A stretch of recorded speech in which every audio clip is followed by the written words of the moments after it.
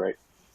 All right, we are live, guys. Good evening, everybody. Thanks for joining us on the Storm Hunters podcast, whether you're watching live or recorded. This is our kind of semi-annual-ish year-end show that we like to do, where we get everybody, or not everybody, but multiple storm chasers and weather personalities together to talk about the year of weather and severe weather, and kind of look ahead to the next year as well. Right now on the call we have Ryan Krause and Chris Ratzlaff, who have been on the show before, and thanks for joining us tonight, guys. How's it going? Great. How are you? Great. Thanks for having us here. Yeah, always a fun time on here. We have a few different things to talk about tonight.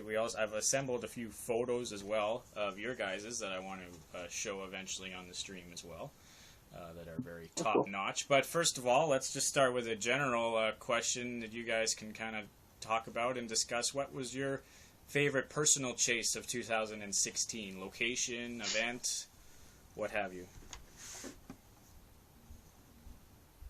How about it, Ryan? How about it? For me, probably July 31st. You can't really fight about getting 20 feet in front of a large tornado and catching 3+ tornadoes 45 minutes, all right in your backyard. You can't compete with that.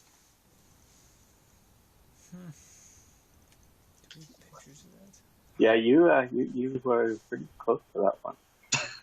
Yeah, it wasn't 100% on purpose, but whatever. The wide angle shot that you had was filled with tornado scared the crap out of me. Yeah, well, when you watch the video and we turn around because I'm driving the truck, and I'm like, wait a minute, I turn it's like everyone in the vehicle's like, whoa, because it's like right there. Yeah, so we thought it was a good time to stop. That was pretty amazing. Mine, I'm tossed between the Canada Day storm around Ditbury and the August 17th LP supercell around Carstairs. Both of those, we've had some great motherships in Alberta this year. Just great stuff. I think the Ditbury, the Canada Day storm, topped it for me simply because of how many people saw that storm. There was a rodeo, a Canada Day rodeo in Ditbury, right as that storm was passing south of them. So there were so many people on the road. It was pretty crazy. And then the light show afterwards. It was like lightning the whole evening. Nice. So Ryan, I can't remember off the top of my head, did you go to the U.S. at all this year? This year, no. I Saskatchewan and Manitoba, I chased them this year. Right. So how many chases did you end up going on this year between the two? Probably over, I would say 13, 15. I actually got a lot more in. It was all early June. Like June 10th, I was in Boissevain, Manitoba, and June 9th, we had something right before that. Like a lot of it was early. And the last 2 weeks of July was like nothing until the very end. Mm-hmm. Yeah, it seemed like a lot of July, or even in June, a lot of that was often at night too. Yeah, a lot of it went like when we went to Boissevain, it was almost like Tilson. Everything was like after 6 p.m., 8 p.m. was when everything started firing up, kind of thing. So now, Chris, I know you're part of the storm chase team called the Prairie Storm Chasers. How was the season for you guys as a whole? It was pretty good. I mean, the season was generally a little bit quieter than most, but I think the storms that we had were a lot more impressive overall on average. I had about 10 storms myself.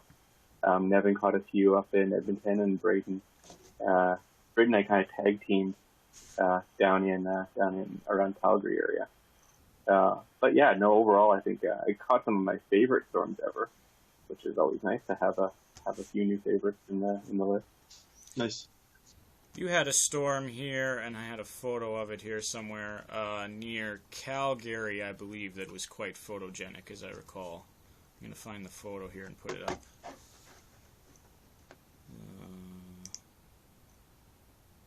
But I think it was on August 6th was the date. I don't know if you recall that one or not. August 6th. Was that the Near was that the tornado warned Didsbury, one I that think, passed is over where Calgary? it was marked. I might have tagged it near Disbury. That looks like it's August. That's the storm that flew over Calgary and got tornado warned as it passed over the north edge of Calgary as it approached. Right. That was a really unexpected storm. It was all overcast all day long. The conditions looked good in the morning, but as the overcast didn't burn away, nobody was really expecting much to happen. And then some moisture flowed in up underneath the overcast, and this little storm fired up south of Calgary. They were watching it on radar. I didn't really expect to do much. I was having supper, sitting at the dinner table, and watching that little cell on the radar get bigger and bigger, and then I zipped out and parked north of Calgary to watch it.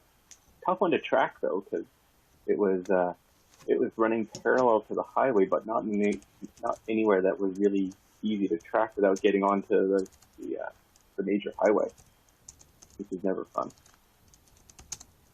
No, definitely not. Pain in the butt. Yeah, pain in the butt to storm chase on a major highway when you can't pull over anywhere.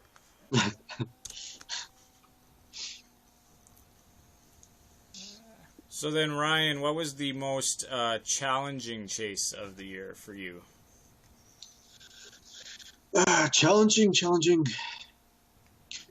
Well, in a way, I find I all storms are challenging because they're all different in every single way. It would be fun if they weren't. Yeah, no kidding. Willowbrook, in a way, was challenging because that's when we had that crazy whale's moth over us. When we were almost hit I just turned on my action cam that's on the outside of my vehicle, and lightning almost hit us. And it was all dirt road driving, and a lot of times, Saskatchewan, so even a highway sometimes it's dirt road driving, but highway too. But it was a little bit stressful because we couldn't get to where we want to get to because you're driving slower and you got to be more cautious and safer, and plus you're driving in heavy rain, so it even slows you down even more.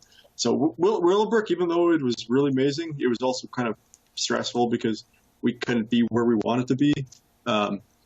Michael, my Van der Hoek's one of the guys I'll be for sheer WX who I'll be going to the States with this year. I believe that was the same storm he was on. Craig Bohm was on it as well. Michael actually got a tornado out of it. I think he was to the west of us a little bit, and he ended up actually catching, I don't know, I can't remember what it was, but there was one that did drop, and we couldn't get to it because, you're driving 40 down a mud road. I think we have Natani on the call here now. Hopefully. Waiting to hear from him. Skype's been giving us problems tonight, which is usually what happens when you try and do something. Can you hear like me? this. Oh, I think we can hear you, Natani. Can you see me? It looks like it's loading. I can't see. I'm using my stupid phone instead of a console, so I don't know.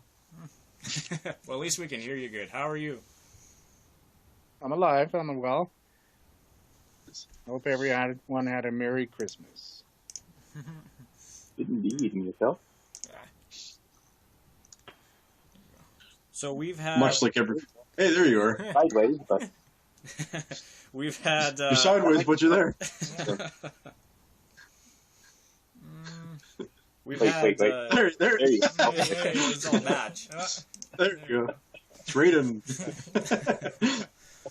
So we've gone and kind of around and talked about favorite storm chasers of the year so far. What was yours? Do you have one? Well, I gotta say, Dodge City, Kansas was my favorite U.S. chase, of course, being that we intercepted probably at least 12 tornadoes in one day, it felt like.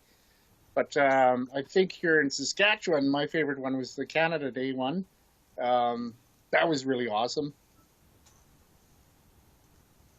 I chased down by Craig, Davidson, Chamberlain, that kind of area. That's where I was. Okay. What was That's your where you had favorite? that wild shelf cloud of lightning, right? Yeah, that's the one. Yeah. And then we also talked about most challenging chase. Was there one that stands out to you as kind of the most challenging, or maybe frustrating would be the better way to put it? Not really. It wasn't that bad. Challenging wise, I suppose, is whether or not to go chase up with Ryan over by where he intercepted those tornadoes or not. That was sort of frustrating, but other than that, I mean, I didn't really run into any situation where I was stuck in the mud or spinning wheels or anything. They had a pretty safe chase season this time, from front to beginning to end. That's because I wasn't driving. Our first chase in 2015 in Colorado, I think when we were on that grid road for 5 minutes, we got stuck. I was like, oh, I feel so bad. Oh, I couldn't believe that. It's like, oh, no. It was like driving on water.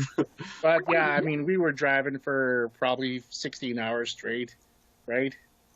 We just got there. We made it right in time for initiation time, and wall cloud right in front of us. Yeah. Yuma Colorado. That was right. Yeah. So for anybody, we've got a few viewers on Periscope right now. If you are watching on Periscope, you can comment with any questions or comments on there. If you're watching on SaskatchewanWeather.ca, we have a comment thread that is down below the video player that you can also get a hold of us through. Or on Twitter, I'm at Josh Zorn, or you can also tweet at WeatherSask. And so looking ahead to next year, I know it's still a bit of a long off season to go. Any new and exciting plans, I guess, for storm season next year, even though we're still a few months out, that you guys would like to share or discuss? I got a new Nikon 360-degree camera that I want to try out. Because honestly, in some situations, I wish I had a camera pointed in every direction, because I was right where I needed to be in the inflow notch with the mezzo on the left side and things spinning around, and I can't put the camera everywhere. And it's like, oh man, this is. So I got one of these. I'll show it to you. It's I don't know. Oops. Key Mission 360 by Nikon. Anyways, they're supposed to be good. They're supposed to be wireless. You gotta take your hand off the camera. We can't see. Oh, man. Oh, who's that? More so. Everywhere. Braden. Ah. Okay. Frozen on So, anyways, I got that. I want to try out. I've tried it under low lighting conditions, like at night, and it doesn't do very good. But we'll see what happens when we put it under the mezzo and what kind of lighting, how it performs and stuff. Have you guys tried anything strange with different cameras like that? Any comments on that? Yeah, we worked this year with a 360 fly camera, actually, for the first time. And I was actually pretty impressed with how it handled low light. It was quite... I used it the most probably just for shooting lightning kind of at night and that type of thing. And I found that was really neat, because you could get in front of a storm or under a storm or whatever, where there's lightning going on in different directions often as you get at night, and with a 360 cam you don't have to worry about missing anything, and you just kind of go back through later and find the best strikes, and that was kind of a fun thing to do this year. Right on. So I'm dressed up like Raiden, if anybody doesn't know what that is about. Why are you dressed up? It's December 29th. Yeah, well, that's me. I'm a cosplayer, man. Oh, yeah. And I also go along by online as Raiden anyways, right? When I'm chasing. I think, isn't your... His live stream name. Yeah, I was going to say. Right on. Oh, might as well look the bit. Mm-hmm. He's got a figure in his car, too. And have some fun. And you guys know I do cosplay for charity things, like, so I dress up as Darth Maul and show up at kids, for benefits for cancer and, ADD and that kind of stuff. Mm-hmm. Oh, I didn't know it was for charity. That's cool. So we do that. So, there's nothing wrong with a little bit of fun. Hey, Braden. I see you now. All right, cool. So we're just talking about plans for spring. Have you got anything planned? I think heading back down to the States with the tours again. Nice. Any particular company you had in mind? ETT. Still with ETT. So that'll be your second tour then? That'll be my fourth. Fourth, nice. So how many weeks at a time do you do that? We usually do 2 months. So it's 2 months. We'll get like one tour off where we can just rest and do laundry. But usually 2 months on the road. What's laundry? And then back to Canada without telling anybody. 2 months. That'd be awesome. That'd be a very good fix. For 4 Yeah, years, it's a lot of fun. Yeah. Sorry, for 4 years, yeah. Nice. So Braden, we were talking about favorite storms of the year, and I was showing a few photos on the stream as well. I have a couple here from you, a couple that are labeled Cochrane, Alberta. Do you recall any of these? For Cochrane, not for this year. Maybe later in the season we had some nice little LPs, but I'd have to say my favorite was Bennington, Kansas. And for Canada, the Canada Day one.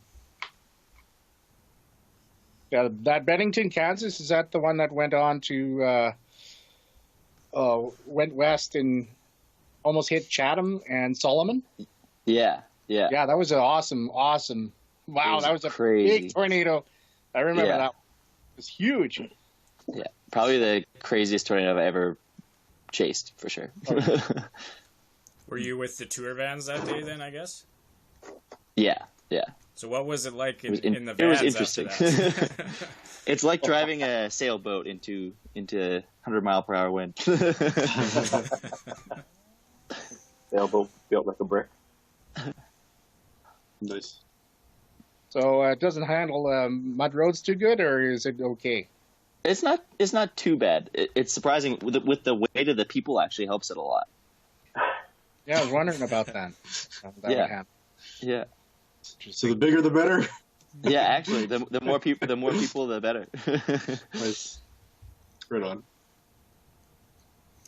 We've got Shannon on the comment thread saying, "Hey guys, Merry Christmas and Happy New Year! Happy New Year and Merry Christmas to you, Shannon. Hey, Thanks Shannon. for joining us." Hey, Shannon. The other thing we can talk about, I know some of you attended this, of course, would be ChaserCon Canada in Edmonton this year, had its second year. How was that? I ask you guys because I really can't comment on it because I wasn't there, but give us a little bit of a recap on how year two of that was. That was pretty It was awesome. good. It was like we doubled our attendance over the previous year, and I think having it in the Science Center really topped off the quality of the location. Much better than the one that we had in Regina. That place upstairs when we all sat up there, that place was wild. I can't remember what it was called, but the sky thing. That was definitely a cool thing. Oh, when we did the slideshow. Yeah, the night before, yeah. Yeah. That was such a pretty cool cool. room. That was so awesome. The night before ChaserCon, we got to have our storm porn evening in the planetarium, and that was pretty fun. Everyone got to tell their stories. Reed was in there, and Sean were in there with a few of their own stories as well. David Spence, Kelsey McEwen both showed up from TCG Calgary. It was a great time. So any plans for next year yet? Nothing finalized yet. Put together a few people to help plan and organize, and then we'll start picking locations. Start talking to the community and figure out where we go next year. Mm-hmm. It'll be the same time frame, first weekend of October, likely. On schedule. Yeah, I think that actually works quite well, I would say, overall for most people. Yeah, it doesn't conflict with a lot, does it? Not much. It comes really close up against Thanksgiving, but we don't want to conflict with the U.S. Chaser-Con, and they've got a pretty good window of time in late winter. But we also want to stay away from blizzard season. It's tough. You mean Tough to Saskatchewan? Yeah, the first week of October is known for a little bit of winter sometimes. Yeah. It's a tough one. You don't want to get too close to storm season, and we kind of want to give Mark Robinson a chance to attend, and we got to avoid hurricane season and for as well. Yeah, that's Reed touch and go.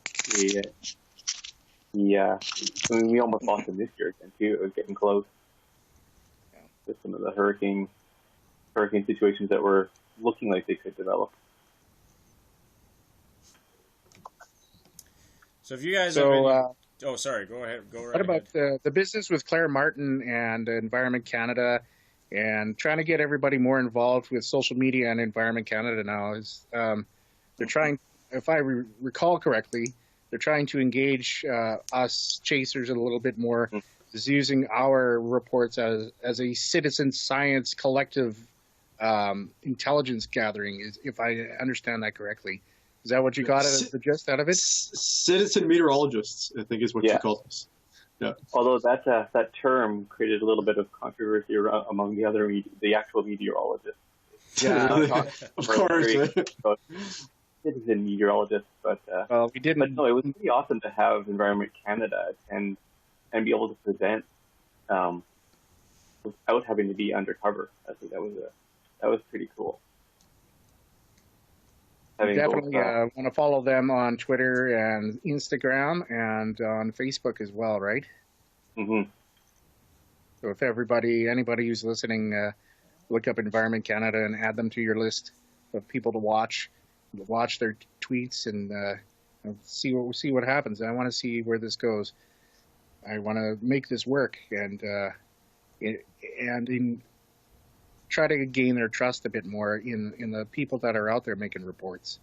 And of course, it's hard, right? I mean, there are hundreds of people out there, and they all need training, and all garnering and harvesting that trust is a hard thing to do. But we got to start somewhere, right? Mm-hmm. It's funny when when I'm at trade shows, I've created a new business card, and on my back it tells you the phone number for Environment Canada, how to, what to reply, what to post on social media, the SK Storm, the MB Storm, the AB Storm, that kind of thing, just so common people or citizens that or say farming or whatever can actually know how to properly contact them, because a lot of the people I talk to, like say if I'm at a trade show selling my photos or whatever, they've no clue what they're supposed to do, and the ones that have Twitter will just be like storm and they'll post a picture, and then they'll be like tornado, but it's just like shelf cloud. That's probably the most common thing. And I actually had a lot of people like, oh, let me show you a tornado, and they're showing me their cell phone. I'm like, that's the rain shaft, and that's a hail cloud, or and just on and on, where it was actually not that I'm telling them that I'm a part of Canada or even I'm a meteorologist, but I was trying to give them, like Natani said, just a little bit of advice so they're a little more aware, I guess. Yeah. Mm-hmm. Well, hopefully we'll have more CanWarn training classes and try to get the word on the street that these are happening more frequently, and maybe we'll have better trained people out there, or people who are, whether not that in Alberta. Yeah, I hear about that. You guys need to bug those guys out there. We have been. It sounds like we're going to get one in Alberta, but you guys have had almost 2 every year. Pretty close, yeah. But yeah, no, it sounds like there's a good chance for one this year. Good. So with it being the end of the year and everything, looking back on this year and looking ahead to next year, you guys have any storm chasing or photography resolutions of sorts that you're looking to put into practice next year? Get a new camera. I don't know. I'm very happy with my setup right now. Pretty happy. I really, really need a new tripod really bad because I got a full frame camera. It's way too heavy, and the head on it falls off, and I accidentally drove over one leg of it too, so it's bent. So kind of need a new tripod. But yeah, things happen. You know, you get so excited. Oh, you forget. If Craig Bohm's watching, he's got like 17, so just Donate one. That's one thing I'm kind of need to save up for spring. I still want to shoot some of Northern Lights, you know, on a lake, you know, reflecting off of a frozen lake somewhere. But you know, we're in Regina, so what have I got? Wascana Lake. Okay. Last Mountain Lake's not very big, so I can't really use much of a reflecting surface of that. And there's been a lot of snow lately, so a lot of lakes are covered with snow. So maybe I guess next fall will be my opportunity to try that. First, you know how it gets really super cold, kind of like how it did here, and then it snowed. So we need to I need to capitalize on that, on getting out there before it snows, but after the super cold part, because I've seen some really nice pictures of people out in the mountains doing that same kind of thing, and I want to do that. And we're not even close to any mountain. And Last Mountain Lake is not a mountain at all. So I got to go north, I think. I think I got to go to Larange or PA district or something. That's only 8 hours for you to bound. Yeah.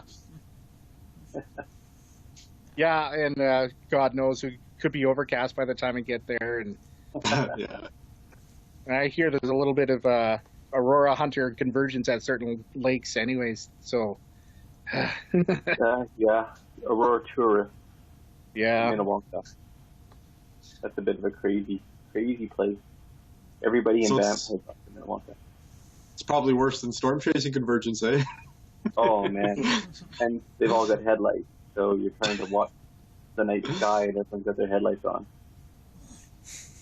But definitely be hitting the books, that's for sure. Hitting the books again, and, you know, I know experience, Mr. Braden Morrisseau is probably getting a lot of that down there.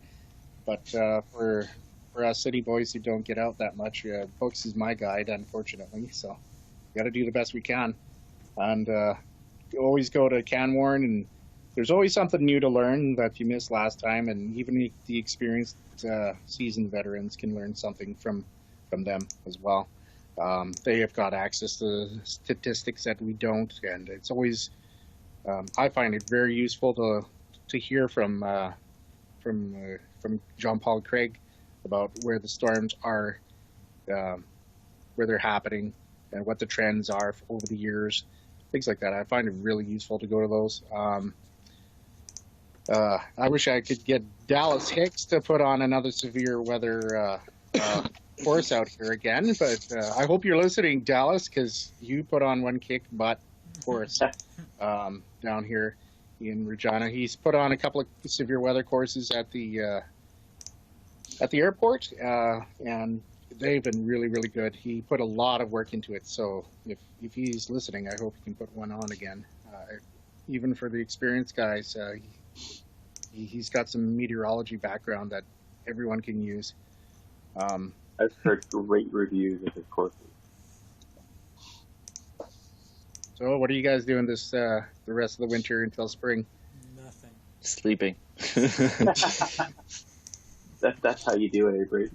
You sleep all winter and stay all night in the summer. Yeah. At least solstice is over. Finally. Days are getting It only longer. goes up from here. Exactly. Every day is a little bit warmer, a little bit more sunshine, a little bit closer to convective. Natani, you had a photo here that I had saved that I wanted to talk a little bit about that sort of went viral, if you want to call it that, on this year on July 1st near Chamberlain with a beautiful mothership structure and CG lightning strike. Do you want to talk about that a little bit? That was an awesome chase. It was really good. I heard about the tornado warnings coming, and I zoomed out of Regina as fast as I could. Abiding by the speed limits, of course. And so, I met up with a couple of chasers down by Crake, east of Crake, west of Crake or Davidson. I can't remember. But anyways, that's where the storm started to come, and there was a nice isolated cell growing, and it was going to put down, but then it got cut off. And I ended up chasing that for a couple of hours. Wow, it... It really geared up a couple of times, and then that storm split into two. One went southwest and one went southeast. And to the southwest, I saw there was blue sky behind it. I thought, good, this storm's got a healthy, clean, dry air. We're going to go after this one. So I went that way and followed it from Aylesbury. I took back roads everywhere, places I've never been before, and it was pretty awesome. Good terrain and stuff. So I set up on top of this hill, and I started taking time lapse and was watching this storm. And on the right hand side, there was a tail end vortice. Almost looked like it was touching the ground to me. It looked like it was touching the ground. It was spinning pretty good, but it was a tail end vortice, and don't know. You can't really tell for sure. It was too far away. But while I was doing that, lightning was cracking all around me, up, down, everywhere, and I didn't know I captured that shot with the lightning until I got home, and I looked at it, and my jaw dropped, and I went, "Oh my god!" There's 2 plates of that cumulonimbus cloud. It was just deadly. It was awesome. It was like, yes, it was a dream come true kind of picture, man. Yeah, I always see it from everyone else, from the States or Craig Hiltz probably has 2 or 3 of them, but it's like, yeah, I got one for me. This is awesome. And right in Saskatchewan, nonetheless, eh? Yeah, exactly. And on Canada Day, this is Saskatchewan. Awesome. Saskatchewan was really good.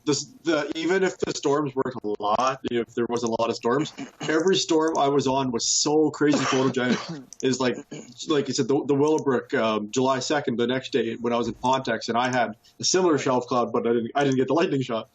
And then August 3rd, then there's July 31st, the tornado day, and then the August 3rd actually had CTV with me, and just crazy structure. Like I had so many amazing storm photos this year. I'm like, I do my yearly calendar. I was like, I could have made 4 calendars just from Saskatchewan alone. Like, how often does that happen? Yeah, I've got a photo up right now from July 31st that you took probably at the end of the chase day, I guess, in Yorkton.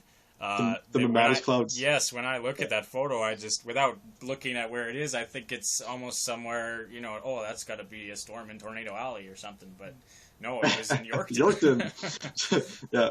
The funny thing with that, the waitress kind of mentioned to us, we were eating we were getting steak supper, and there's Katie, there's Craig home, and Craig had his wife. And anyway, so the waitress is kind of telling us about the sky. So I kind of went out and I looked and I came out. I'm like, Craig, you got to take, let's go take. And we both grabbed our camera. We left. And the waitress seen us running away, and she ran after us because she thought we were dining.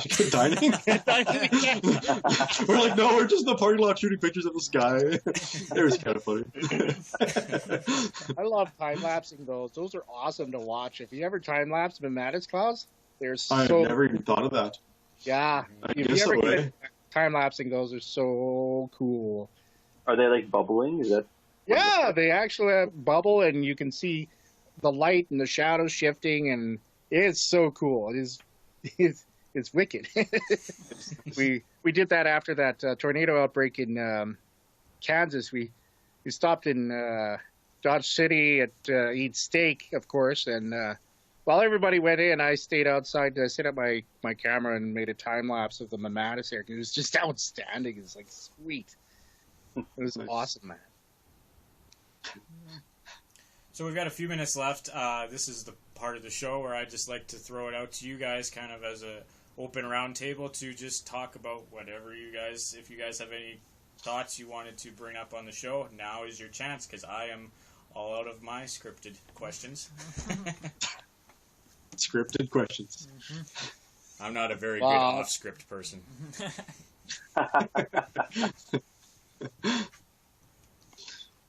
Well, I don't know if we're allowed to talk Ryan? at all, but Sure, what? are we good allowed to talk about the Northern Lights at all, or should we keep this storm related? Oh, absolutely. Northern Lights I and love your ghosts. Northern Lights photos. Well, I'd like to. Well, I mean, our storm season is quite short, so we find ourselves entertaining ourselves with other types of photography during the winter, of course. So often I'm out there taking shots of the Northern Lights, and I think Chris is well. We are now currently trying to document a Northern Light phenomena that no one quite knows exactly what it is. I think they call it a sub-aurora, I don't know, ion. They say it's related to it. They say it might be related to the sub-aurora ion. I can't remember what the D is. Drift. Sub-aurora Drift, ion that's drift. right. Yeah, that's right. So anyways, Steve, we're calling it Steve because we don't know what it is. Anyways, it's an event we see during an aurora, but it's not really aurora. It's an ion field, and it looks like a river of light, and it's really cool.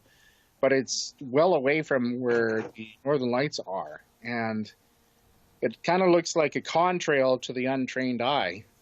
Mm-hmm. And when you see it and you photograph it with your camera, it's actually it kind of twists in a helix type fashion vertically, and it's really cool to see. I'd love to see that go tornado warned. I don't know if it's actually twisting or if it's just the different layers of the curtain. Well, I think it's in my layers of time the lapse, curtain as they're looking up, and it looks like it's twisting. Well, that I guess. I mean, you mean different layers of it? Yeah. I think the curtain is waving, and we're looking up. When they overlap, it looks like they're twisted. That's what I think. Mm.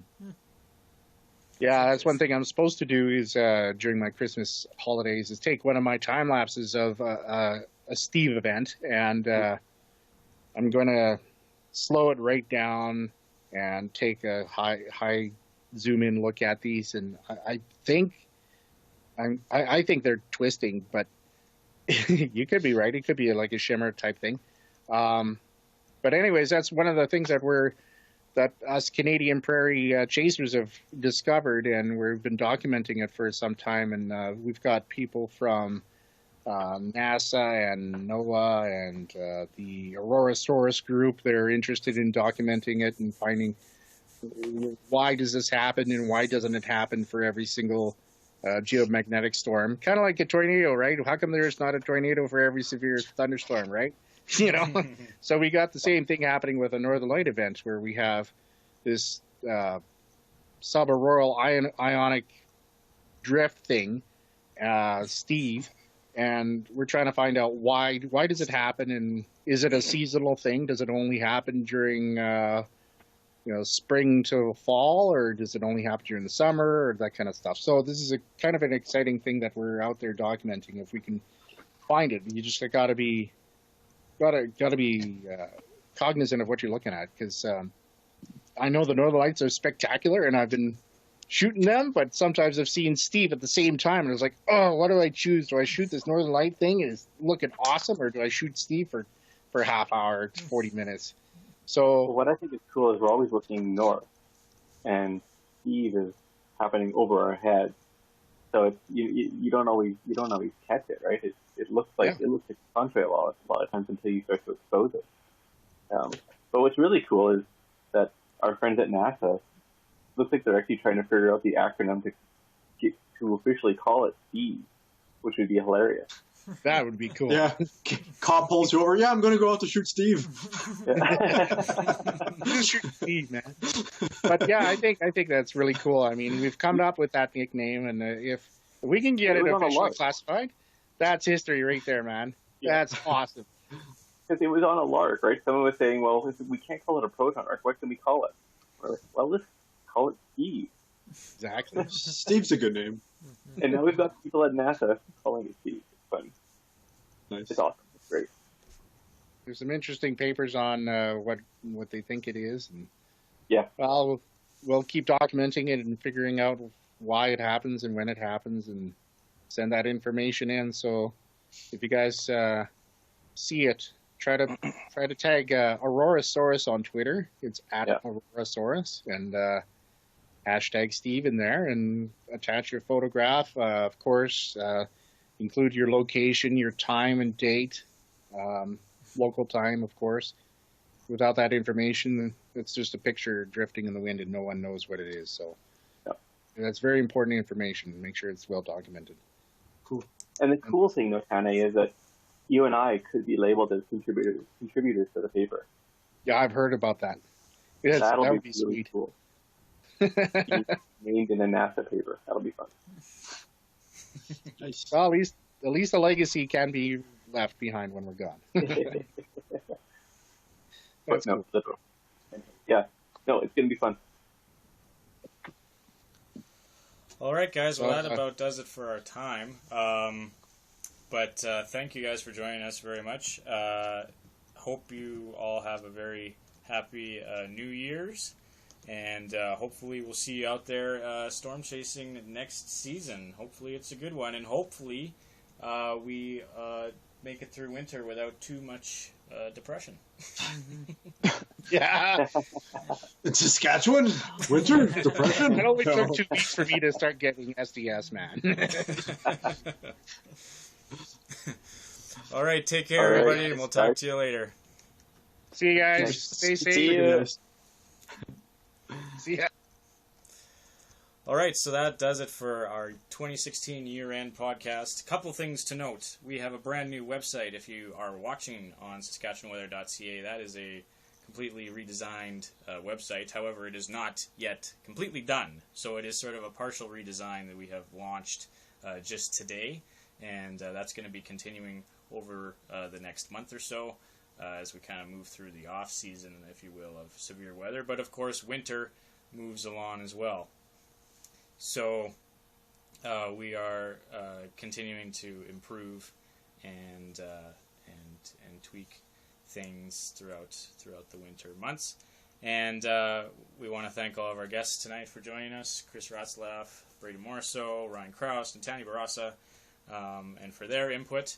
And if you missed anything of the show, the recording will be on YouTube. We also have a iTunes audio edited, condensed audio version that gets posted after the show as well, so you can check it out and download it on there. And for more shows, you can check out @WeatherSask on Twitter. And hopefully we'll be maybe putting together another podcast or two through the winter months to talk a little more about different things in a little more detail. But this was just kind of a good review of some different Chasers years, and we're glad you could join us. And for more, just head to SaskatchewanWeather.ca. As I said, we're in the process of revamping that as well, so feel free to give us your feedback on what you think of that. And we also, I almost forgot to mention, that we have 2 more webisodes that are going to be launching here in the next couple of days to end out the year from our 2016 chase season. So those will be available on our YouTube channel. And including a chase with Mr. Stephen Einarson here. Mm-hmm. And who you haven't even screened that episode yet, I don't think. I don't think so. So hope you will be able to check that out and enjoy that. So that's also coming in the next couple of days. And the first episode of the season is available right now on our homepage on SaskatchewanWeather.ca. Thanks a lot, everybody, for watching and commenting and following along. And we'll talk to you later. Have a good night, everybody. Happy New Year.